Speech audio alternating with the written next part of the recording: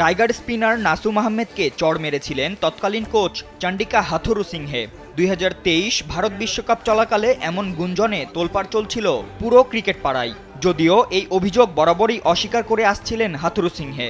তারপরেও সেই ঘটনায় হয়তো বাংলাদেশ ক্রিকেটে হাথুরুসিংহে অধ্যায়ের ইতি টেনেছিল। লঙ্কান কোচকে বিদায় করার দিনে সেই ঘটনার রেশি টেনেছিলেন বোর্ড সভাপতি ফারুক আহমেদ। তবে 2 বছর আগের ঘটনা আজ আবারও খবরের শিরোনামে। কিন্তু কেন? মূলত নাসুমকে হাথুরুর চড় মারার সেই গুঞ্জন নিয়ে এবার মুখ খুলেছেন সেই সময়ের কোচিং প্যানেলে থাকা আরও 2 সদস্য, বাংলাদেশের সাবেক সহকারী কোচ নিক পোথাস ও স্পিন বোলিং কোচ রঙ্গানা হেরাত, যেখানে তারা হাথুরুর পক্ষেই কথা বলেছেন।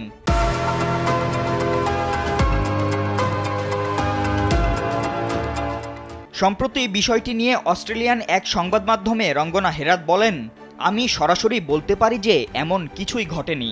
বিশ্বকাপ চলাকালীন তার আশেপাশে অনেক ক্যামেরা ছিল। মানুষ চাইলেই বলতে পারে যে একটি ঘটনা ঘটেছে, কিন্তু প্রমাণ তো থাকতে হবে। আমি দৃঢ়ভাবে বলছি এমন কিছুই ঘটেনি, কারণ আমি সেখানে ছিলাম। চড় মারা ও পিঠে ধাক্কা দেওয়া সম্পূর্ণ আলাদা ব্যাপার। হেরাতের মতো বিষয়টি অস্বীকার করেছেন নিক পোথাসও।